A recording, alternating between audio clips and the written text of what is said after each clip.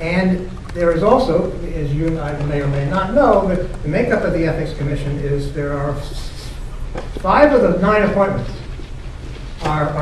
must be made from lists submitted by the General Assembly.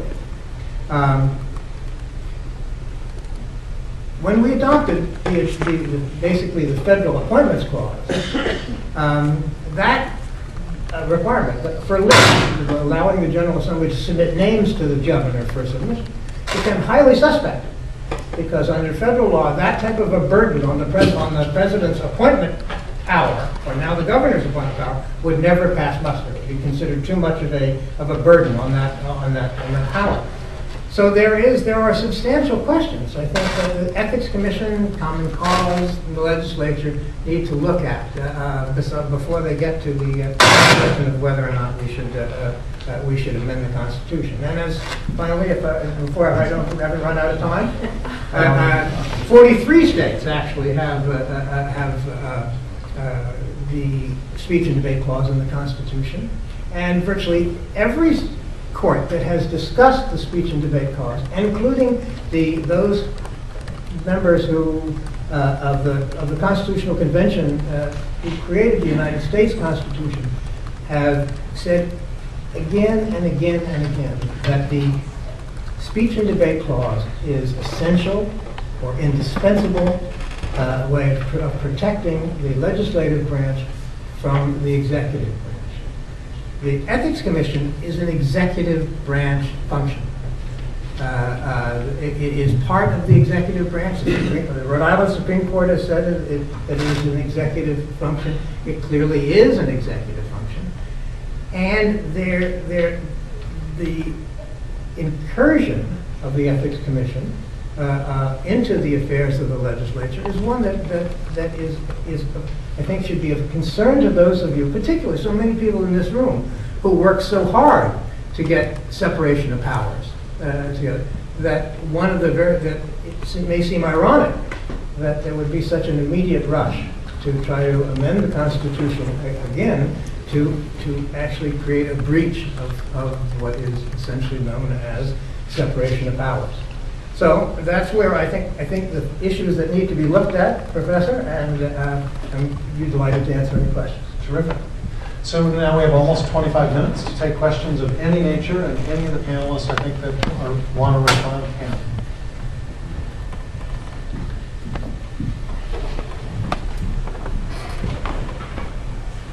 So is the Ethics Commission now a 4th branch of government? In that it has special powers that the other 3 branches don't, especially in light of the 1995 advisory opinion of the Supreme Court. Their ethics code overrides or has primacy over statutes on ethics codes. So I guess it's an interesting question.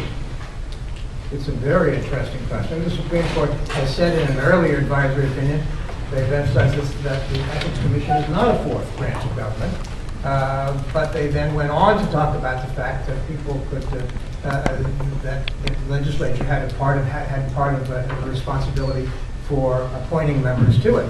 That no longer, as I say, I think that question is no longer viable. I think that portion of the makeup of the Ethics Commission is highly vulnerable. I would like to say, and I agree that the Supreme Court has clearly said that the Ethics Commission is not a 4th branch of government, and no one on the Commission contends that it is. The Court has been very clear that the Ethics Commission is unique, though.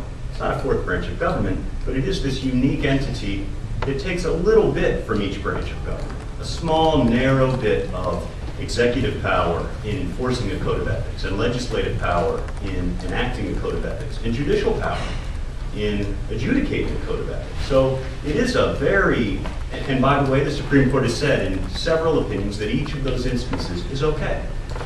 It's not a violation of separation of powers to have a very narrow intrusion into an executive power or a legislative power. I would also just like to say, regarding the issue of the appointments of the actual commissioners that Senator Roney mentioned, it's true there could be an issue with how Ethics Commission members are appointed. But the General Assembly has the ability to change that at any time. And I would just note that for the past, I think, 5 or 6 years, probably, there have been bills pending in both the House and Senate that would alter the way that ethics commissioners are appointed. And the General Assembly has absolute authority to change that if they wish to. They could have done it last year and the year before and the year before that. OCG and Common Cause both have put in bills to do that for the last at least 5 or 6 years. Could I respond? Sure. The problem with that argument is that the Supreme Court has held that the Appointments Clause and the Separation of Powers Clause are self-actuating. That means they exist regardless of whether or not the legislature creates laws to effectuate them.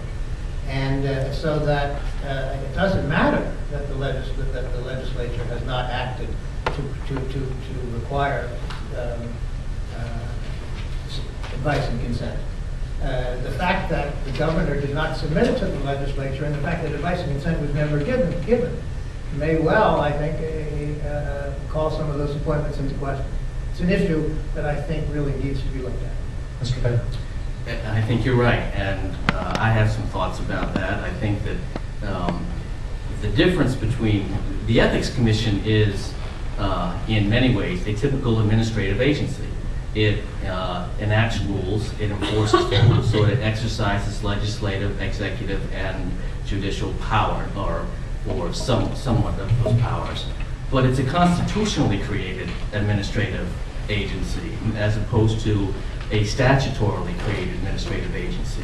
And I think that there's an argument, because the actual constitutional language is that the General Assembly shall create an ethics commission, that's an argument that that takes you out of the separation of powers. In other words, specific delegation of power through the Constitution to the General Assembly to determine how the Ethics Commission is composed. Now, there obviously are arguments on the other side of that because it's not clear about that. Maybe that's one of the things that you want to look at in determining if you're going to amend the Ethics Amendment so that it's going to have jurisdiction over the core legislative activities of members of the General Assembly.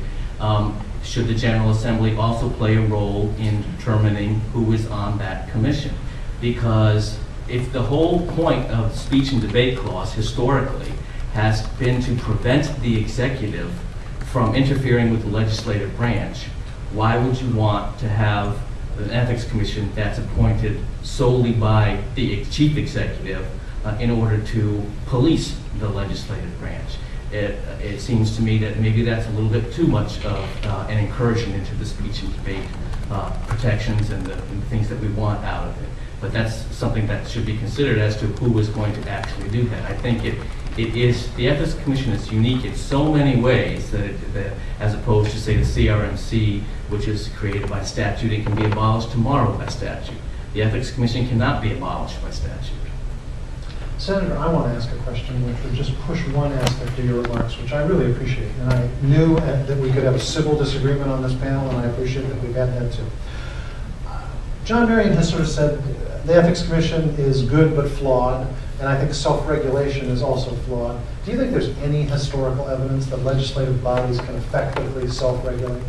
Well, I've read several Supreme Court decisions on that issue, and they have said that regardless of whether like it or not, regardless of whether in fact the legislatures are not necessarily known for the high level of their effectiveness, it is a compromise between the interests of the legislature and the privileges that we require of them. What they have said is that the legislature cannot effectively regulate the non-core legislative issues. And that is one of the reasons that they made the distinction between core legislative issues and basically the aspects of legislative life which are not core.